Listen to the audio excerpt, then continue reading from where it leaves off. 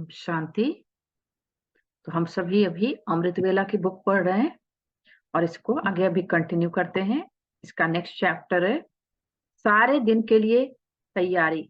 अमृत वेले से शांति धाम से अवतरित हुए हैं श्रेष्ठ कर्म करने के लिए। रोज अमृत वेले ऐसे ही सोचो कि निद्रा से नहीं, शांति धाम से कर्म करने के लिए अवतरित हुए हैं। रात को कर्म करके शांति धाम में चले जाओ। तो अवतार अवतरित होते ही हैं श्रेष्ठ कर्म करने के लिए। उनको जन्म नहीं कहते हैं, अवतरण कहते हैं। ऊपर की स्थिति से नीचे आते हैं, यह है अवतरण। तो ऐसी स्थिति में रहकर कर्म करने से साधारण कर्म भी अलौकिक कर्म में बदल जाते हैं। जैसे दूसरे लोग भी भोजन खाते, लेकिन आप कहते हो ब्रह्मा भोजन खाते हैं। फर्क हो गया ना। चलते हो, लेकिन आप फरिश्ते की चाल चलते, डबल लाइट स्थिति में चलते, तो अलौकिक चाल, अलौकिक कर्म हो गया। रोज अमृत वेले सारे दिन के लिए अटेंशन रखो, स्व की चेकिंग करो। सदा अनुभव करते हो कि हमारा आत्मिक स्वरूप का सितारा चमक रहा है। सदा चमकता है, वह कभी कभी चमकता है। जब बाप द्वारा नॉलेज का सितारा चमक गया तो अभी बुझ तो सकता नहीं, लेकिन चमक की परसेंटेज कम और ज्यादा हो सकती है। उसका कारण क्या? अटेंशन की कमी। जैसे दीपक में अगर सदा घृत डालते रहो तो वह एक रस जलता रहेगा। घृत कम हुआ तो हलचल करेगा। ऐसे अटेंशन कम हो जाता है तो परसेंटेज की चमक भी कम हो जाती। इसलिए बाप दादा की श्रेष्ठ मत है, रोज अमृत वेले सारे दिन के लिए अटेंशन रखो। अटेंशन रहता भी है, लेकिन और अंडरलाइन करो। जहां अटेंशन होगा वहां किसी भी प्रकार का टेंशन नहीं हो सकता। जैसे रात होगी तो दिन नहीं हो सकता। टेंशन है रात, अटेंशन है दिन। तो दिन और रात दोनों इकट्ठे रह नहीं सकते। अगर किसी भी प्रकार का टेंशन है तो सिद्ध है अटेंशन नहीं है। साधारण अटेंशन और संपूर्ण अटेंशन में भी अंतर है। संपूर्ण अटेंशन अर्थात जो बाप के गुण व शक्तियां हैं वह अपने में हो। अमृत वेले से लेकर स्वचिंतन शुरू करो और बार बार स्वचिंतन के साथ साथ स्व की चेकिंग करो। चेकिंग नहीं करते, चिंतन करते। इसको एक दृढ़ संकल्प की रीति से अपने जीवन का निजी कार्य नहीं बनाते, इसलिए अलबेलापन आता है। जैसे भोजन खाना एक निजी कार्य है ना, वह कभी भूलते हो क्या? आराम करना यह निजी कार्य है ना। अगर एक दिन भी 2-4 घंटे आराम कम करेंगे तो चिंतन लगेगा नींद कम की। जैसे उसको इतना आवश्यक समझते हो, वैसे स्वचिंतन और स्व की चेकिंग इसको आवश्यक कार्य न समझने के कारण अलबेलापन आता है। पहले वह आवश्यक समझते हो, यह नहीं। अमृत वेले रोज इस आवश्यक कार्य को रिफ्रेश करो, तभी सारा दिन उसका बल मिलेगा। अगर फिर भी अलबेलापन आता है तो अपने आप को सजा दो। जो सबसे प्यारी चीज व कर्तव्य लगता हो उससे अपने को किनारा करो। पश्चाताप करना चाहिए। अभी पश्चाताप कर लेंगे तो पीछे नहीं करना पड़ेगा। रोज अमृत वेले अपनी महिमा, बाप की महिमा, अपना कर्तव्य, बाप का कर्तव्य रिवाइज करो। एक निजी नियम बनाओ। अलबेलापन तब आता है जब सिर्फ डायरेक्शन समझा जाता, नियम नहीं बनाते। जैसे दफ्तर में जाना जीवन का नियम है तो जाते हो ना। ऐसे अमृत वेले उठकर अपने नियम को दोहराओ। मेरे जीवन की क्या विशेषताएं हैं, ब्राह्मण जीवन के क्या नियम हैं, और हर घंटे चेकिंग करो कि कहाँ तक नियम को अपनाया है। हर समय बार बार चेकिंग करो, सिर्फ रात को नहीं। बार बार अटेंशन के चौकीदार रखना, तो वह पहरा देते रहेंगे। अलबेलेपन की निवृत्ति का साधन है बार बार अटेंशन। सहज मार्ग समझते हो, इसलिए अलबेले हो जाते हो। कोई कड़ा नियम बनाओ। जैसे भक्ति में कड़ा व्रत धारण करते हैं, ऐसे कड़ा नियम बनाएंगे तो अलबेलापन समाप्त हो जाएगा। जैसे साकार बाप को अथक देखा ना, ऐसे ही फॉलो फादर। पहले स्व के ऊपर मेहनत, फिर सेवा में मेहनत, तभी धरती को चेंज कर सकेंगे। अभी सिर्फ कर लेंगे, हो जाएगा। इन आराम के संकल्पों के डंलप को छोड़ो, करना ही है। यह मस्तक में सदा स्लोगन याद रहे, तो फिर परिवर्तन हो जाएगा। अमृत वेले से लेकर अपने आप को चेक करें कि जो व्रत लिया है उस पर चल रहे हैं। संकल्प क्या करना है, वाणी में क्या बोलना है, कर्म करते हुए कैसे कर्मयोगी की स्थिति में रहना है, यह व्रत लिया है ना।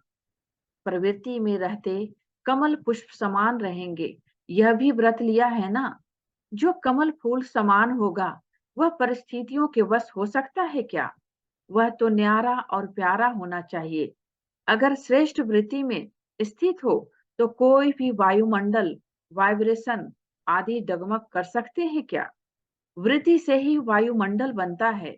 अगर आपकी वृत्ति श्रेष्ठ है तो वृत्ति के आधार से वायुमंडल को शुद्ध बना सकते हो।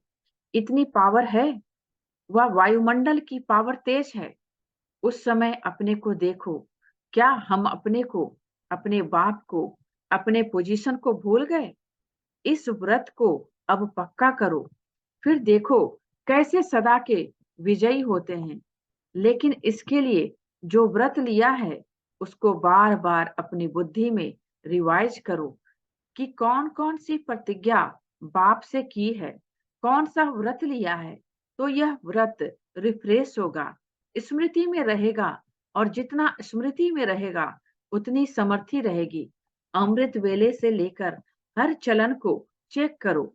हमारी दृष्टि स्थिति एक रस अलौकिक है। चेहरे का पोज सदा हर्षित है। वह समय प्रति समय बदलता रहता है। सिर्फ योग में बैठने के समय, वह कोई विशेष सेवा के समय अलौकिक स्मृति व वृत्ति रहती है। वह साधारण कार्य करते हुए भी चेहरा और चलन विशेष रहता है।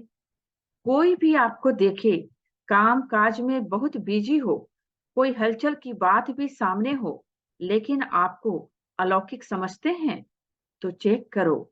बोल चाल, चेहरा, साधारण कार्य में भी न्यारा और प्यारा अनुभव होता है।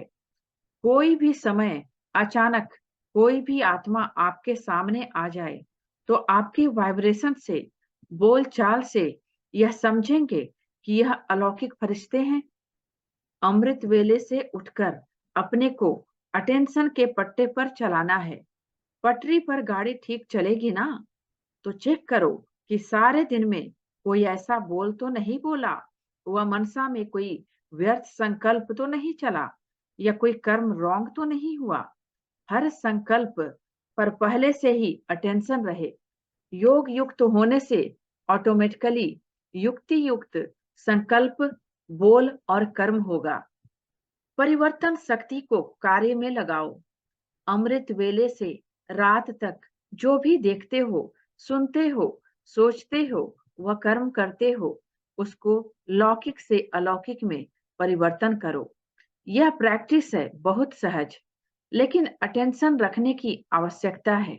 जैसे शरीर की क्रियाएं, खाना पीना, चलना स्वतः है, सहज रीति करते रहते हो, तो शरीर की क्रियाओं के साथ साथ आत्मा का मार्ग, आत्मा का भोजन, आत्मा का पुरुषार्थ अर्थात चलना, आत्मा का सैर, आत्मा रूप का देखना व आत्मा रूप का सोचना क्या है, यह साथ साथ करते चलो तो लौकिक से अलौकिक जीवन सहज अनुभव करेंगे। विधि पूर्वक चलो। स्वयं के पुरुषार्थ में और सेवा में सदा वृद्धि होती रहे, उसका सहज साधन कौन सा है? वृद्धि का सहज साधन है अमृत वेले से लेकर विधि पूर्वक चलना, तो जीवन वृद्धि को पाएगा। कोई भी कार्य सफल तब होता है जब विधि से करते हैं। ब्राह्मण अर्थात विधि पूर्वक जीवन। अगर किसी भी बात में स्वयं के पुरुषार्थ व सेवा में वृद्धि नहीं होती तो जरूर कोई विधि की कमी है। तो चेक करो कि अमृत वेले से लेकर रात तक मनसा वाचा कर्मणा वह संबंध संपर्क विधि पूर्वक रहा अर्थात वृद्धि हुई।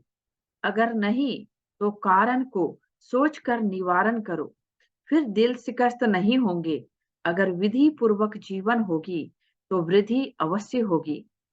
आप अमृत वेले विधि पूर्वक उठते हो तो देखो अपने यादगार चित्रों में भी विधि पूर्वक उठाते हैं। कितना प्यार से उठाते हैं। है जड़ चित्र, लेकिन कितने दिल से स्नेह से उठाते हैं। उठाते भी हैं तो खिलाते सुलाते भी हैं, क्योंकि आप इस समय सब कार्य याद में विधि पूर्वक करते हो। खाना भी विधि पूर्वक खाते हो। भोग लगाकर खाते हो ना, या जैसे हैं वैसे ही खा लेते हो? ऐसे तो नहीं, किसी को खाना देना है इसलिए जल्दी जल्दी में भोग नहीं लगाया। अगर किसको देना भी है, कोई मजबूरी है, तो भी पहले अलग हिस्सा जरूर निकालो। ऐसे नहीं किसी को खिलाकर पीछे भोग लगाओ। विधि पूर्वक खाने से सिद्धि प्राप्त होती है, खुशी होती है, निरंतर याद सहज रहती है। तो अमृत वेले से लेकर रात तक जो भी कर्म करो, याद के विधि पूर्वक करो, तब हर कर्म की सिद्धि मिलेगी। सिद्धि अर्थात प्रत्यक्ष फल प्राप्त होता रहेगा। सबसे बड़े ते बड़ी सिद्धि है प्रत्यक्ष फल के रूप में अतीन्द्रिय सुख की अनुभूति होना। सदा सुख की लहरों में, खुशी की लहरों में लहराते रहेंगे। पहले प्रत्यक्ष फल मिलता है, फिर भविष्य फल मिलता है। इस समय का प्रत्यक्ष फल अनेक भविष्य जन्मों के फल से श्रेष्ठ है। अगर अभी प्रत्यक्ष फल नहीं खाया तो सारे कल्प में भी कभी भी प्रत्यक्ष फल नहीं मिलेगा। अभी अभी किया, अभी अभी मिला, इसको कहते हैं प्रत्यक्ष फल। यह वरदान की विशेषता है कि वरदानी को कभी मेहनत नहीं करनी पड़ती। जब भक्त आत्माएं भी मेहनत कर थक जाती हैं तो बाप से वरदान ही मांगती हैं। आपके पास भी जब लोग आते हैं, योग लगाने की मेहनत नहीं करने चाहते, तो क्या भाषा बोलते हैं? कहते हैं सिर्फ हमें वरदान दे दो, माथे पर हाथ रख दो। आप ब्राह्मण बच्चों के ऊपर वरदाता बाप का हाथ सदा है। श्रेष्ठ मत ही हाथ है। स्थूल हाथ तो 24 घंटे नहीं रखेंगे ना। यह बाप के श्रेष्ठ मत का वरदान रूपी हाथ सदा बच्चों के ऊपर है।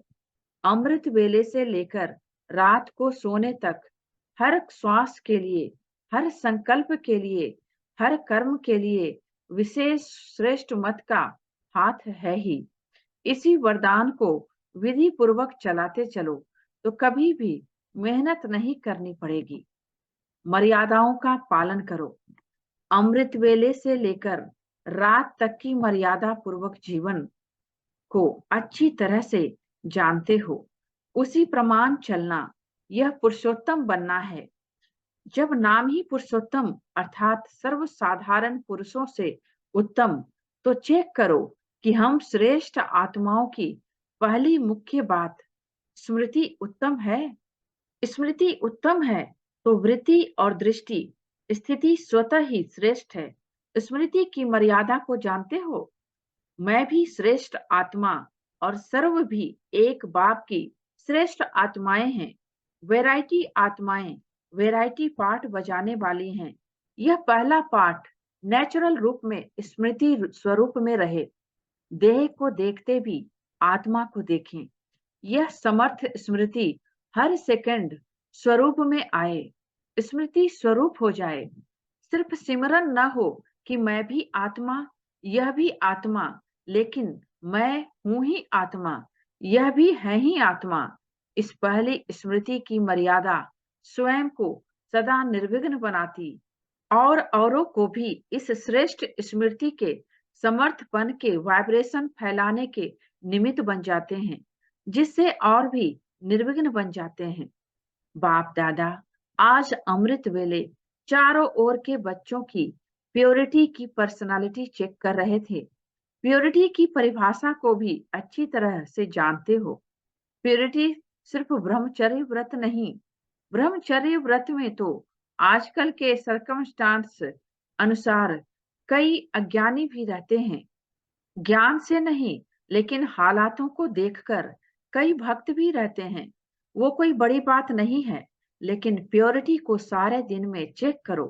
पवित्रता की निशानी है स्वच्छता, सत्यता। अगर सारे दिन में, चाहे उठने में, चाहे बैठने में, चाहे बोलने में, चाहे सेवा करने में, चाहे स्थूल सेवा की व सूक्ष्म सेवा की, लेकिन अगर विधि पूर्वक नहीं की, विधि में भी अगर जरा सा अंतर रह गया, तो वो भी स्वच्छता अर्थात पवित्रता नहीं, व्यर्थ संकल्प भी अपवित्रता है। क्यों? आप सोचेंगे कि हमने पाप तो किया ही नहीं, किसको दुख तो दिया ही नहीं, लेकिन अगर व्यर्थ चला, समय गया, संकल्प गया, संतुष्टता गई, तो आपके पवित्रता की फाइनल स्टेज के डिग्री में फर्क पड़ जाएगा। 16 कला नहीं बन सकेंगे, 15 कला, 14 कला, 13.5 कला नंबर वार हो जाएगा। तो अपवित्रता सिर्फ किसको दुख देना या पाप कर्म करना नहीं है, लेकिन स्वयं में सत्यता, स्वच्छता, विधि पूर्वक अगर अनुभव करते हो तो पवित्र हो।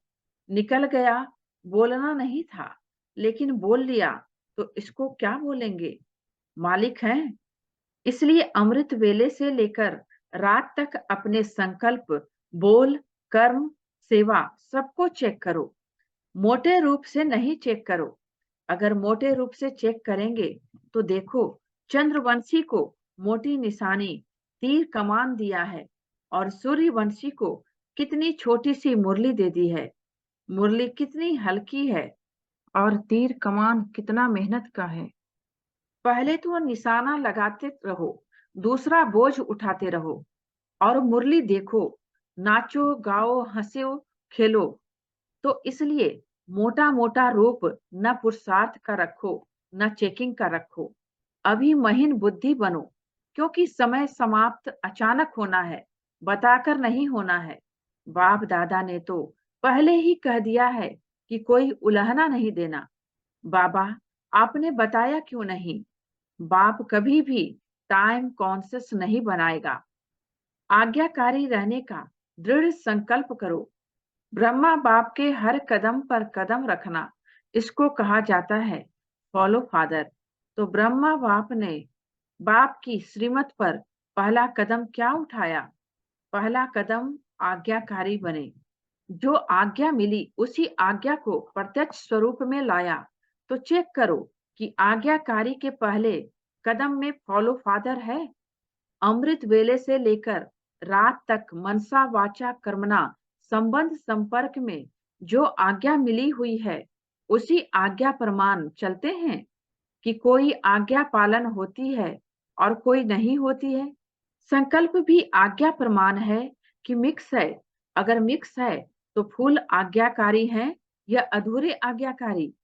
हर समय के संकल्प की आज्ञा स्पष्ट मिली हुई है। अमृत वेले क्या संकल्प करना है, ये भी स्पष्ट है ना? तो फॉलो करते हो कि कभी परम धाम में चले जाते हो और कभी निद्रा लोक में चले जाते हो। हर कर्म में हर समय कदम पर ही कदम है। बाप का कदम एक और बच्चे का कदम दूसरा हो तो उसे आज्ञाकारी नहीं कहेंगे ना। चाहे परमार्थ में, चाहे व्यवहार में, दोनों में जो जैसी आज्ञा है, वैसी आज्ञा को पालन करना। इसकी परसेंटेज चेक करो। चेक करना आता है तो पहला कदम आज्ञाकारी बनो।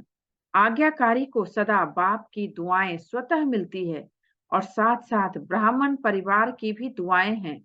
तो चेक करो कि जो भी संकल्प किया, चाहे स्व के प्रति, चाहे सेवा के प्रति, चाहे स्थूल कर्म के प्रति या अन्य आत्माओं के प्रति, उसमें सबकी दुआएं मिली।